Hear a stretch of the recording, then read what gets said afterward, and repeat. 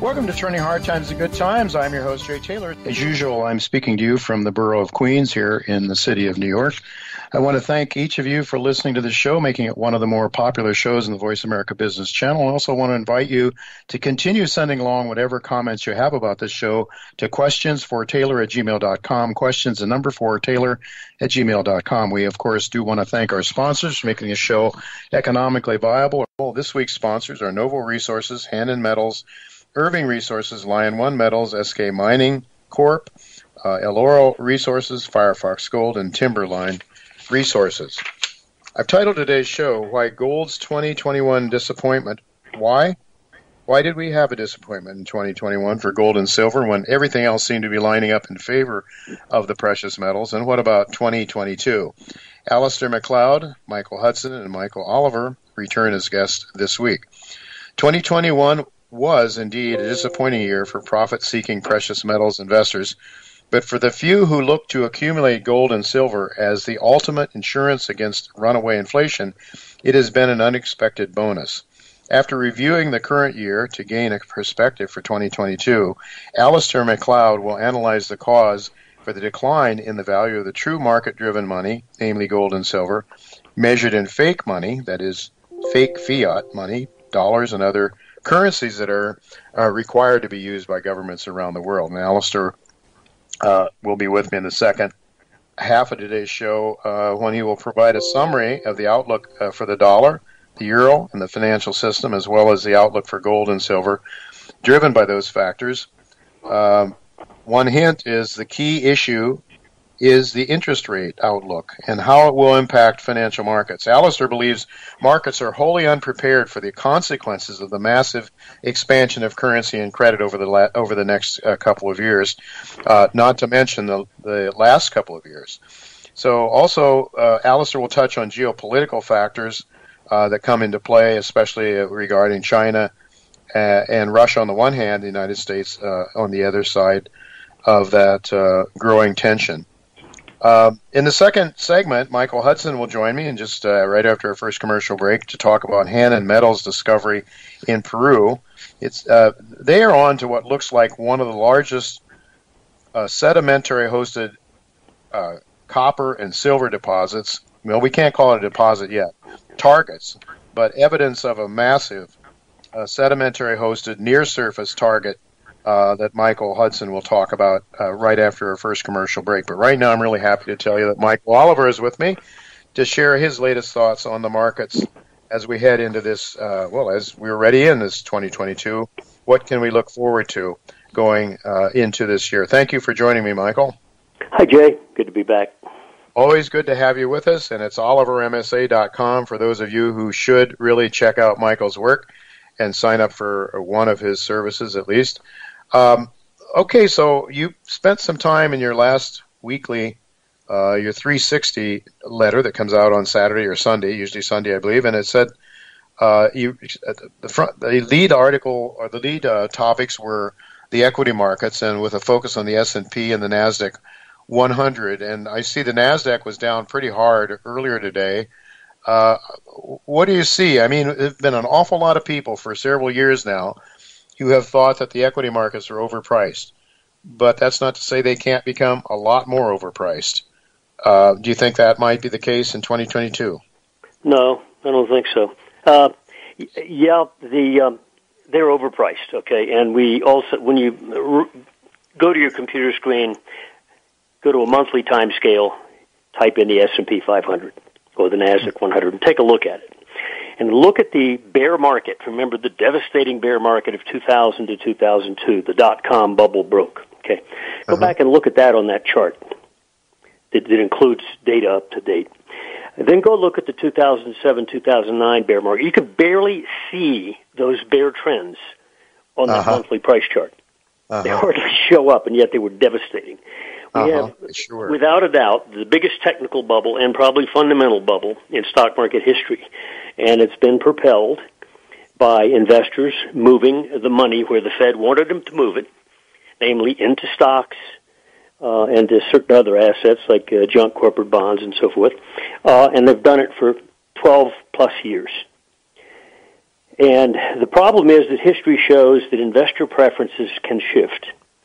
And it's our view that when you start to fracture the stock market, and our argument is we've got technical reasons based on long-term momentum that say you can't afford right now a several percent, let's call it 4 or 5% drop in the stock market. If you do, we're going to blow so many long-term momentum trend structures that it will say to us, okay, that was the top of the bubble. Mm-hmm.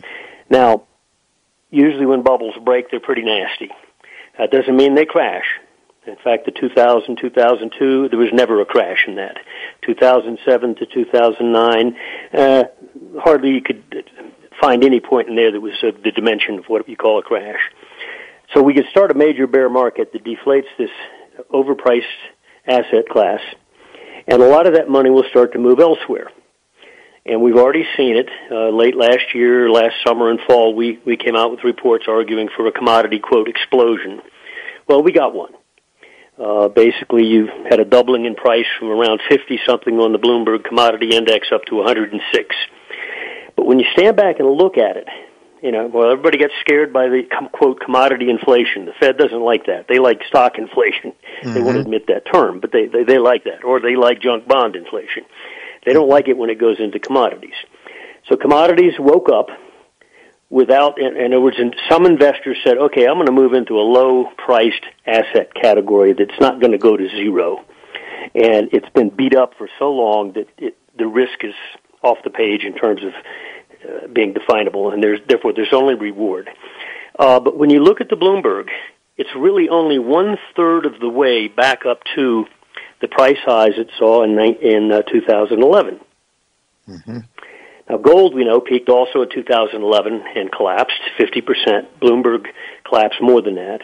But Bloomberg's only 1/3 of the way back to the high, and everybody's screaming, how come gold's not exploding? Well, gold doubled from its 2015 low and is trading on either side of the peak monthly closes in 2011. So gold is still well ahead when you stand back and look at the big vista of the commodity price explosion. It doubled, and it's holding its ground here.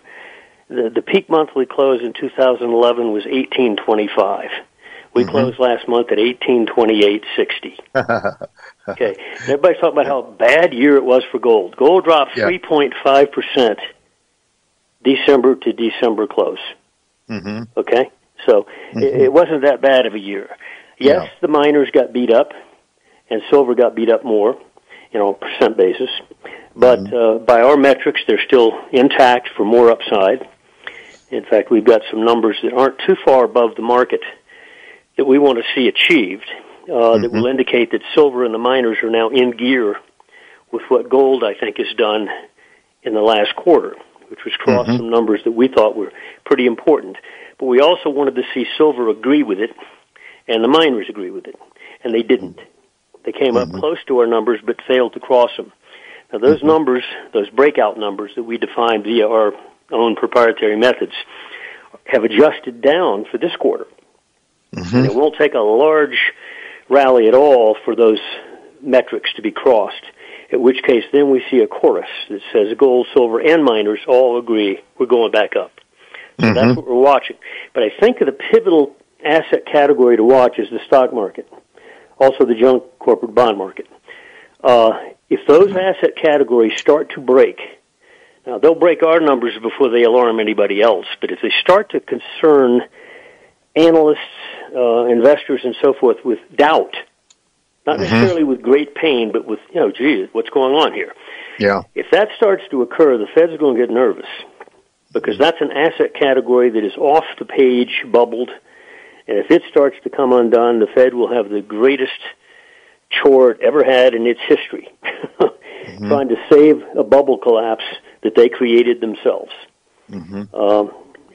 And it's going to be an intellectual problem for them, and it's going to be like sitting in a movie theater with some popcorn and laughing, as far as I'm concerned, because they've created a situation of their own, their own construction that could come unwound. And I think if we see those categories start to break down, that's when more and more investors are going to say, okay, I want to shift some money. So, how are the gold and silver shares looking right now? I know on the gold, GDX, and GDXJ, are they anywhere near some important yeah, a trigger couple of points? points. In fact, the high we made in November, if you go look at your charts and you see the silver high was up at 2550 area. And they failed to close over a certain level that we needed to see exceeded on a weekly close to generate what we call a quarterly buy signal. So they failed to do it, though gold did. But silver didn't agree. So then we dropped back down. But now that number has adjusted, and I won't get real specific because that's what our subscribers pay for, but it won't take a lot above the recent high, the high of where we closed last month, which was 2350 area. You get up about $1 above there, it's going to look pretty good. So you don't have to go back to the November highs that we saw in the gold miners, the rally high that failed, and which was above 35 on GDX, for example. We don't have to go above there to break out. And silver got up to 20 in the mid-25s. You don't have to get back there to break out via our metrics, in which case we will issue a report saying, okay, we're full. It's a full court press now. All the metals are in agreement. And I think that probably will be somewhat coincident with the fracturing of the stock market. Fracturing of our numbers, that is. And again, our numbers aren't that far below. So you get to our trigger numbers, and we're not going to have alarm in the Wall Street Journal. You won't be breaking stuff that's too obvious, but for us it'll be obvious.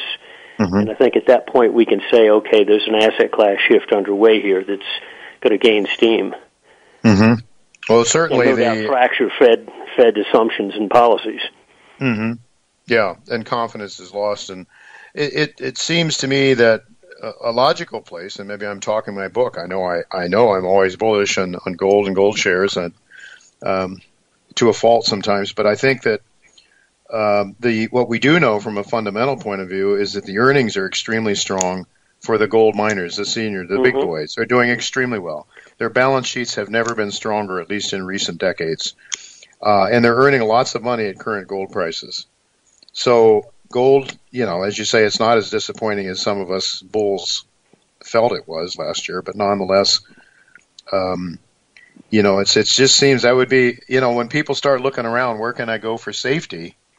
That's what they start thinking when things fall apart.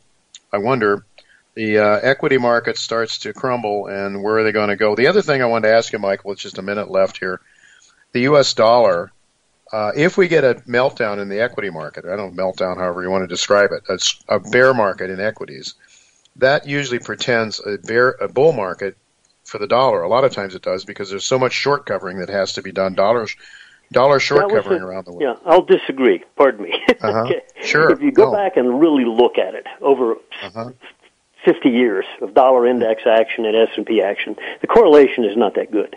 And now there is the memory in everybody's mind of last March of 2020, where there was a brief panic in the final days of the stock market collapse, where there was a panic to buy dollars. As soon as that was based on the need for dollars for certain categories of debt that had to be covered. Exactly. But it was a very brief panic. As soon as that was over, the dollar immediately collapsed back down. And if you go back over the last year plus, you'll find there's a high correlation between dollar index movement on the upside, which has been positive on monthly momentum, just like the S&P 500.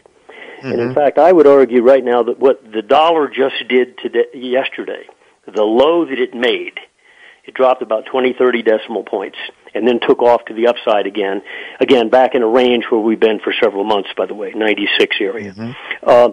You go back through the low of the month, approach 95 again, let's define it that way, on the dollar index, and I think it's over.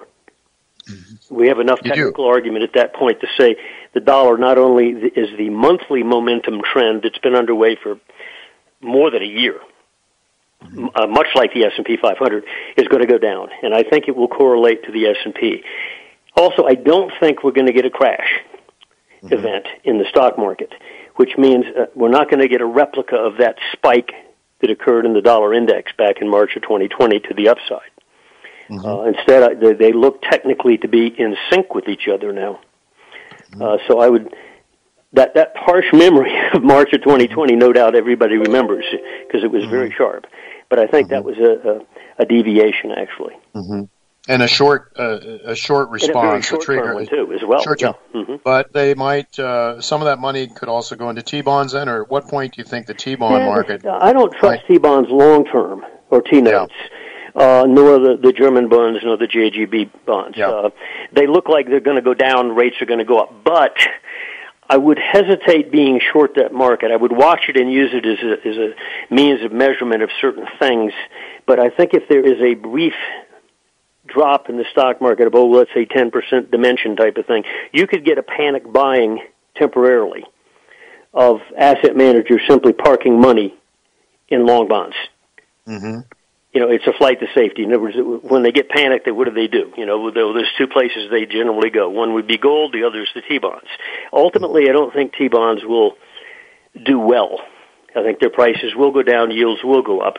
But I think there is a distinct risk of a sharp upside spike in price if the stock market gets a shin broken, okay? and therefore it's sort of an unsafe position to have, I think, right now. Now, if there were such a spike in T-bonds to the upside, yield drop, because of the brief, the first initial drop in the stock market, let's say, at that point maybe you can look at T-bonds as a short position. But right now I'm a little squeamish on that. Which, of course, if T-bonds do turn into a bear, which I think they ultimately will because of monetary inflation ultimately is going to catch up to them, that leaves one alternative. Gold. Yeah. All right, so real quickly, Michael, higher or lower at the end of 2022? Gold, silver? Oh, higher, much higher. A dollar? Dollar lower. U.S. T-bonds, I'm going to guess the dollar, which is now in the mid-90s, could be in the mid-70s without a lot of effort. In a span of a year or two. Yeah, that would be very devastating for a lot of markets. Should also put some wind at the back of gold and silver and commodities in general, I would think. I would just say that I saw a chart. I'm not sure what commodity index was used, but the chart showed commodities relative to the equity markets are still almost as low, if not as low as ever. I think it was measured against equities because equities have just taken off, Good inflation as far as the Fed's concerned and Nancy Pelosi is concerned. It's great. Wonderful inflation.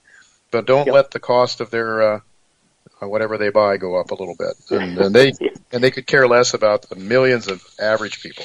Anyway, that's just a little editorializing from my point of view. Mike, I want to thank you so much for sharing your thoughts. Always of great value. Thank you so much, and we'll look to do it again in a couple of weeks.